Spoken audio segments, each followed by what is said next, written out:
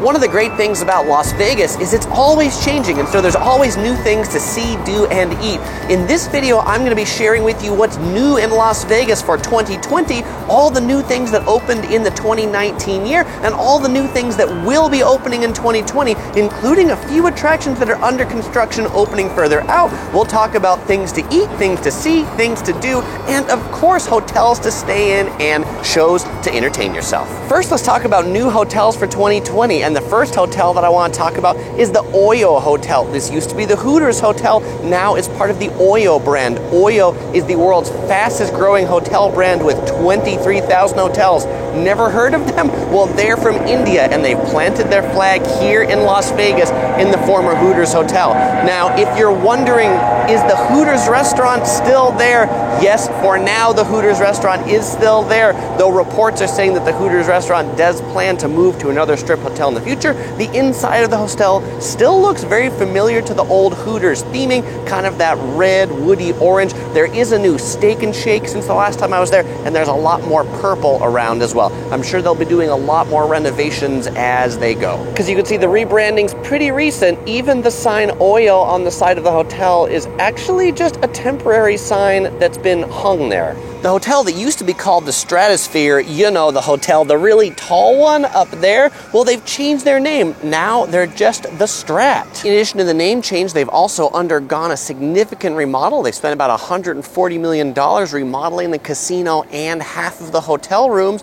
By the way, with half of that remodel, they remodeled about half of the casino. So half of the casino looks really nice, half of the casino looks really original. And by the way, if you want one of those new rooms, make sure to book one, because if you book a standard price room, you'll be booked into the older, non-remodeled rooms. The former Stratosphere used to be pretty low on my list of hotels in Las Vegas. I think with the remodel, it brings it up a few notches. Just be aware, if you are staying here, to plan to Uber, taxi, or drive wherever you're going. Pretty much nothing is in walking distance of the Strat. The hotel that used to be known as the Sahara, that then became the SLS, well, it's now back to being known as the Sahara again, and they're spending $150 million on the remodel to rebrand it the Sahara, including new paint, casino upgrades, and hotel room upgrades. What's nice about the Sahara is the Las Vegas monorail stops here, and so if you're going to the Las Vegas Convention Center, the Sahara is a pretty good bet because it's pretty close to the Convention Center on the monorail. And while the Sahara is a little bit closer to the Strip than the Strat is, you're still probably going to be Ubering, taxiing, or driving from here, or taking that monorail that I mentioned earlier. The closest real Strip hotel is the Circus down that way, and then it's a pretty long haul to the Wynn and the Encore. The bad news in hotels is that resort fees and parking fees continue to go up at most Strip locations. The good news related to parking fees, though, is that the Wynn and the Encore have actually removed their parking fees, though they did raise their resort fee to $45. That's all the new hotel developments for 2019 and 2020. There's some more hotel developments in the future that I'll talk about towards the end, but now let's talk about some new Las Vegas attractions. The Eiffel Tower at the Paris has a new light show. In honor of the Paris' 20th anniversary, the new light show runs every 30 minutes from sunset to midnight. 300 colored lights and 800 strobe lights. Sure are pretty. Just opened at the Link in December of 2019 is the Ice Bar, the coolest experience where for $17 you can don a warm jacket and go into a bar made of ice. You can get alcoholic drinks in there, and those, of course, are going to cost you more money. If you like stand-up comedy, then check out the newly opened Jimmy Kimmel's Comedy Club in the Link Promenade. They do stand-up comedy shows every day except Monday and Wednesday. Tickets start at $20. Jimmy Kimmel's goal was to capture the classic Las Vegas show experience, and this club has recently been rated the #1 comedy club in Las Vegas by the Las Vegas Review-Journal. The Void has opened in the Grand Canal Shops with the motto, "Step Beyond Reality." This is a virtual reality experience.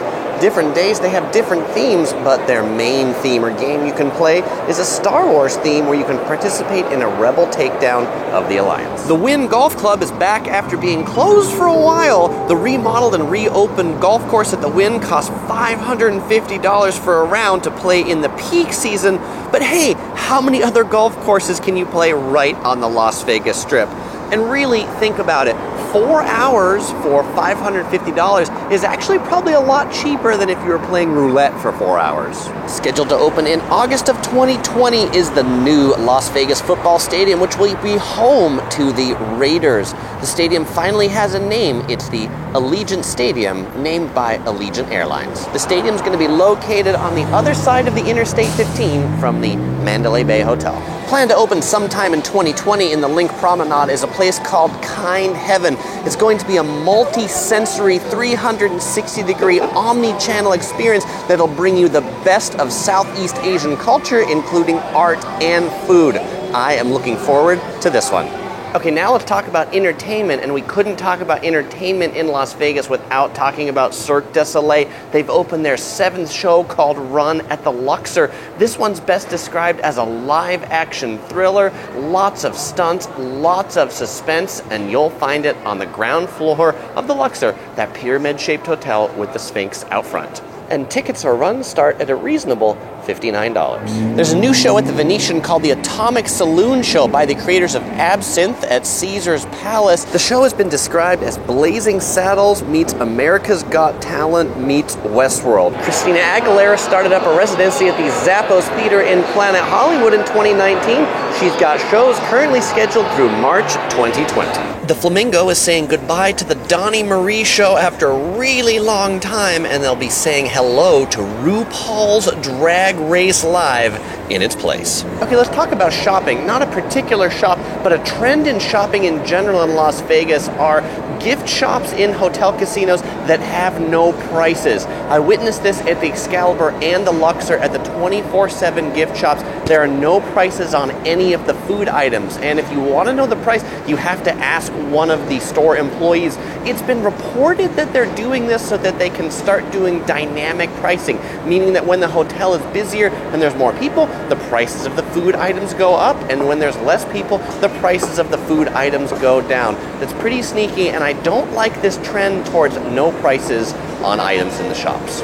If you like candy, then you're going to love the new I Love Sugar shop at the Link Promenade, and if you don't like candy, well then you can take some awesome selfies in there too. Speaking of sugar, let's talk about food. Currently under construction, coming real soon to the Las Vegas Strip in front of the Planet Hollywood is a branch location of Chick-fil-A. So if you're looking for some cheap and tasty chicken sandwiches, find them here soon. In my What's New in Las Vegas 2019 video, I covered the opening of Eataly, an excellent food court and Italian supermarket. But right next to Eataly, the Crack Shack has opened. This spot serves up tasty fried chicken and chicken sandwiches. My favorite sandwich is the Senor Croak. In addition to the really good chicken and chicken sandwiches, they've also got a really neat eating area. I give them props for the Las Vegas showgirls with chicken heads. And above their sauce bar, it's not dogs playing poker, it's chickens playing poker. Smith & Wollensky Steakhouse has reopened on the Strip. They are now in the Grand Canal Shops. It's a much smaller location than before, but still the same classic American steaks. If you're a chocolate lover, well, you'll definitely want to check out Dandelion Chocolate, opening soon in the lobby of the Venetian Hotel. Dandelion Chocolate is a small batch chocolatier from San Francisco. Some of the tastiest chocolates I've had. The Palazzo is doing some significant renovations on their second floor shopping area connected to the Grand Canal Shops, but 2 eateries that are opening here. The first one is the Alley from Taiwan. They specialize in brown sugar milk drinks with boba that are pretty tasty.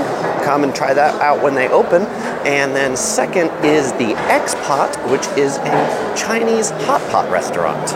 Las Vegas is replacing bartenders with robots. At the Planet Hollywood Hotel, they got this place called Tipsy Robot, where you can get your drinks poured with a robot. This one's been here for a couple of years. There are rumors that at the MGM hotels, they're planning to replace bartenders with drink pouring machines that will only pour you drinks after you've gambled a certain amount. Will that be happening in 2020 or beyond? I don't know. Stay tuned. Tunneling is in progress underneath the Las Vegas Convention Center to build a futuristic people mover brought to you by Elon Musk's Boring Company. The autonomous Tesla-like vehicles should be operating by the end of 2020. In the category of opening someday, who knows when, but currently scheduled for 2020 is the Drew Hotel right here. This used to be the Fontainebleau. It's gone like bankrupt. There's been so many delays, but under its current incarnation, it's scheduled to be a Las Vegas Strip location of the JW Marriott and Edition hotels. If that comes to be true, I'm totally looking forward to it, but I won't hold my breath because this thing is delay after delay after delay. One of the developments that Topher, my traveling panda, is most excited for is the building right back here that's coming along. This is the Resorts World Hotel, scheduled to open in 2021. Why is Topher excited for this? Well, it's a Singaporean-based hotel, and so we're hoping that there should be some pretty good eats in there. It's going to have about 3,000 rooms and also a really big swimming pool, 220,000 square feet of pool space. Also scheduled to open in 2021 is the MSG Sphere. This will be Las Vegas's newest concert venue, operated by the same company that operates Madison Square Garden in New York City. It's going to be a big sphere. It's going to cost over $1 billion to build. It'll have one of the world's largest LED screens, and it is said that they won't have big speakers for sound. Instead, they're going to beam audio directly to your seat. I don't really know what that means or how it works, but I'm excited to see it in 2021. Well, if it's been a couple of years since you've been to Las Vegas, you might also enjoy checking out my What's New in 2019 video, because there's a bunch of stuff that I talked about in that video that I didn't cover in this one. Or if you want to see all of my Las Vegas series, you can click right here for my convenient playlist and see all sorts of more Las Vegas videos. As usual, I won't say goodbye because I'll see you in one of these videos.